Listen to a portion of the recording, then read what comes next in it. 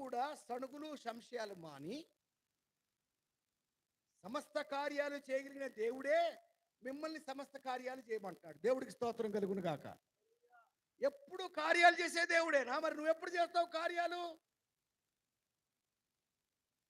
దేవుడు కార్యాలు చేస్తాడని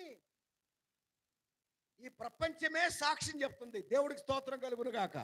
హల్లెలూయా. అసలు ఇశ్రాయేలు ప్రజల యొక్క నోబుల్ బహుమతుల లిస్టు చూస్తే మనకు బుర్ర బద్దలైపోద్ది. ఏంటి నోబుల్ బహుమతులు, ఏంటి టెక్నాలజీ, అనేకమైన వందల యూట్యూబ్ ఛానల్స్ ఇశ్రాయేలు ప్రజల యొక్క గొప్పతనాన్ని ప్రపంచం చెప్తుంది. ఈ రోజు వచ్చి నేను చెప్పాల్సి అది ఆల్రెడీ ప్రూవెన్. హల్లెలూయా. యేసు ప్రభు శక్తిగల దేవుడని అది ఆల్రెడీ ప్రూవెన్. దానికి నేను ఒక సాక్షిని. దేవుడికి స్తోత్రం కలుగును గాక. ఇప్పుడు ఆయన శక్తిలో కీడు శంకించాల్సిన పని లేదు చిటికన్నా.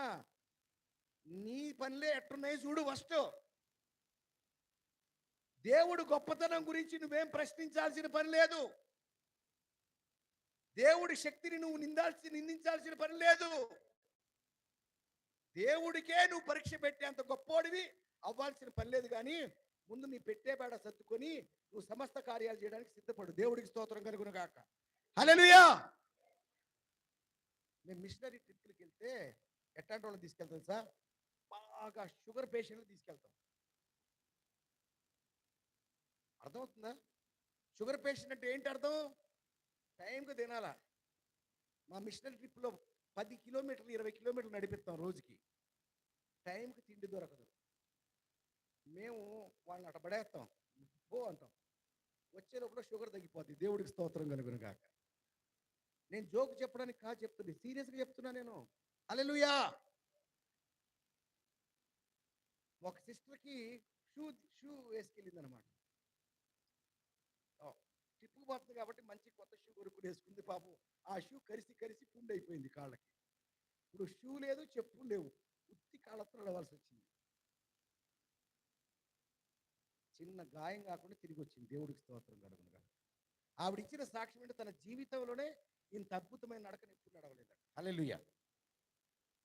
సార్ మీరేదో బాధపడితే నేనేం కంగారు పడినా, మిమ్మల్ని ఫీల్డ్లో పంపిస్తా. దేవుడికి స్తోత్రం. ఎవడు ఏడుస్తాడో వాడిని ఫ్లైట్ ఎక్కించి పంపించేస్తా. దేవుడికి స్తోత్రం. మీ ఏడుపంతా పోతుంది, మీ దరిద్రం అంతా పోతుంది. దేవుడికి స్తోత్రం కలుగుతారు. హల్లెలూయా. మనం దేవుడి సన్నిధిలో ఏడవటం ఏంటండి? దేవుడిని బట్టి ఏడవాలి కానీ. హల్లెలూయా. కష్టాలు బట్టి ఏడిస్తే దేవుడికి అవమానం.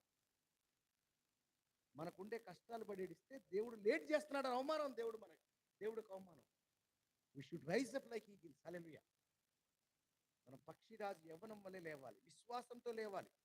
భీకరమైన కార్యాలు మన జీవితాల్లో మనం చూస్తే వేరొకటి ముందు మనం సాక్షిగా ఉండగలమండి. దేవుడికి స్తోత్రం కలుగుతారు. అందుకే పౌలు గారు ఏమన్నా తెలుసా? ఈ మూర్ఖమైన వక్ర జనం మధ్య మీరు సడుగులు సంశయాలు మాని సమస్త కార్యాలు చేసి ఈ లోకమందు జ్యోతుల వలె ఏమన్నారండి? జ్యోతుల వలె కనబడుచున్నారు. జీవవాక్యమును చేత పట్టుకున్న జ్యోతుల వలె కనపడుతున్నారు. అందువల్ల నేను వ్యర్థముగా పరిగెత్తలేదనియో నేను పడిన కష్టము నిష్ప్రయోజనము కాలేదనియో. పౌలు గారి ఉద్దేశం ఏంటంటే, ఫిలిప్పీలు రాసిన పత్రికలోని ఫిలిప్పీ సంఘం ప్రజలు సడుగుతా ఉంటే పౌలు గారు పడిన కష్టం అంతా వేస్ట్.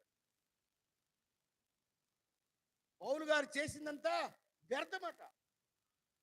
పౌలు గారి పనికి చెక్ లిస్ట్ ఏంటో తెలుసా? సంఘము జ్యోతి వలె వెలగడం. దేవుడికి స్తోత్రం కలుగును గాక. నేను ప్రపంచంలో ఏ సేవకుడి ముందైనా చెప్తాను, పౌలు గారే తాను చెప్పుకుంటున్నాడు. ఓ సంఘమా, మీరు గనక మూర్ఖమైన వక్ర జనము మధ్య జీవవాక్యమును చేతబట్టుకుని జ్యోతుల వలె ఉండకపోతే నేను పడిన కష్టమంతా వ్యర్థమైపోయిందని ఫీల్ అవుతా. నేను చేసినంత నిష్ప్రయోజనమని ఫీల్ అవుతా. క్రీస్తు దినమున నాకు అతిశయ కారణము అగును. దేవుడికి స్తోత్రం కలుగును గాక. సార్ మీరు జ్యోతి పట్టుకొని మాకేంటి సార్ లాభం? మీరు ఇచ్చే ఒక్కొక్క జ్యోతికి మేము ₹1,00,000 అమ్ముకుంటావా? కాదు. క్రీస్తు దినమందు మాకు అతిశయ కారణం అవుతుంది. శభాష్ అంటాడు. దేవుడికి స్తోత్రం కలుగును గాక. హల్లెలూయా. ఈ లోకంలో అందరూ అభివృద్ధి వైపు పరిగెడతా ఉంటే అన్నిటినీ కాదనుకొని దేవుని సంఘాన్ని కాయడానికి మీరు నిలబడ్డారు కాబట్టి మీ సంఘంలోని ప్రజలు జీవ